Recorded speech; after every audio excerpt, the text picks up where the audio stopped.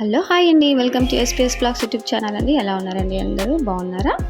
ఈరోజు mushroom curry ఎలా చేయాలో దాని ప్రిపరేషన్ ఏంటో చూసేద్దామండి. ముందుగా మష్రూమ్స్ని ఈ విధంగా క్లీన్ చేసుకోండి. ఇలా నేనైతే చాక్తో చేస్తున్నాను. ఒక 50 రూపీస్ ప్యాకెట్ తీసుకున్నానండి నేను.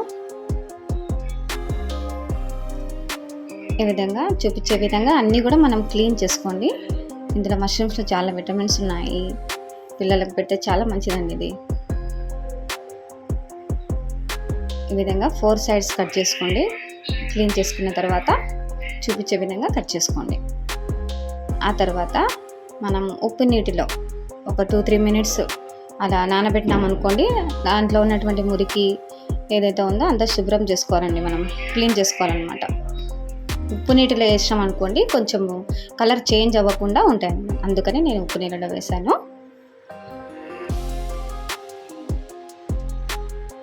ఇలా 2-3 సార్లు మనం క్లీన్ చేసుకున్న తర్వాత జార్లో టమాటా ముక్కలు,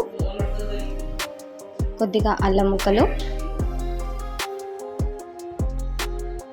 కొద్దిగా వెల్లుల్లి రెబ్బలు, ఈ 3 వేసి మనం మిక్సీ పట్టి పక్కన పెట్టేసుకున్నాము.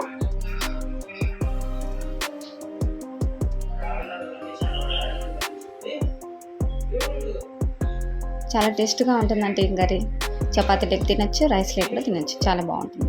ఆ తర్వాత ప్యాన్లో మనము ఆయిల్ వేసి, ఆయిల్ హీట్ ఎక్కిన తర్వాత మనము కట్ చేసి సన్నగా తురిమిన ఉల్లిపాయ ముక్కలు, కరివేపాకు, తర్వాత పచ్చిమిరపకాయ ముక్కలు, ఆ తర్వాత బిర్యానీ ఆకు, తర్వాత చెక్క, లవంగా, కొద్దిగా యాలకులు, ఇవన్నీ వేసి మనము ఒక గోల్డెన్ ఫ్రై వచ్చేంత వరకు మనం ఫ్రై చేసుకున్నామండి.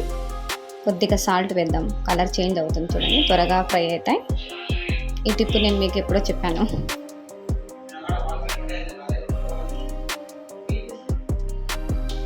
ఉప్పు ఫస్ట్ తగినంత వేద్దామండి. మనము త్వరగా ఫ్రై అయితే చూడండి, సాల్ట్ వేసినారంటే ఈ విధంగా ఫ్రై చేసుకున్న తర్వాత గోల్డెన్ బ్రౌన్ వచ్చి పచ్చి వాసన పోయిన తర్వాత మనము పేస్ట్ చేసుకున్నాం కదా, టమాటా ముక్కలు, అల్లం వెల్లుల్లి, తర్వాత వెల్లుల్లి రెబ్బలు, ఆ పేస్ట్ కూడా వేసిద్దాం. వేసి ఒక 2-3 మినిట్స్ మనం అలా ఫ్రై చేసుకోవాలండి. మూత పెట్టి మగ్గించుకోండి.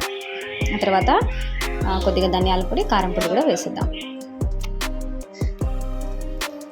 రుచికి సరిపడా కారం పొడి అండి, ఇది మీ ఆప్షన్. నేను పచ్చిమిరపకాయ ముక్కలుగా కొంచెం వేసాను.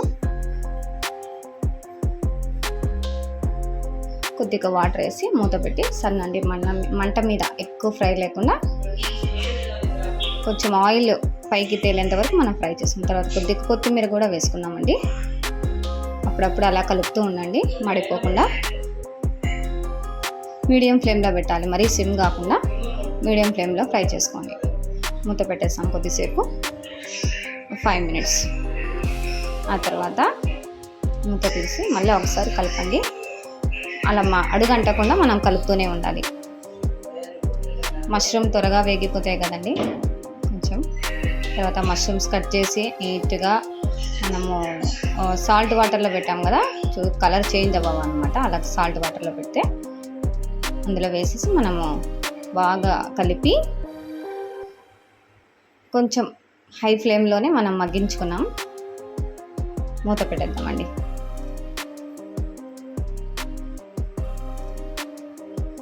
ఇలా మూత తీసేసిన తర్వాత కొద్దిగా వాటర్ వేసి, అంటే మనకు జ్యూస్ కర్రీని బట్టి మనం జ్యూస్ వాడతామా, లేదంటే డీప్ ఫ్రైగానే చేసుకోవచ్చు, బాగుంటుంది.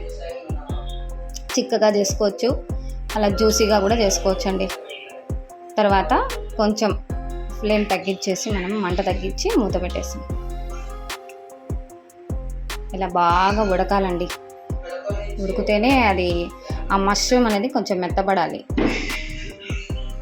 అంతేనండి, ఒక 10 మినిట్స్ 15 మినిట్స్ ఇలా మగ్గిపోతుంది.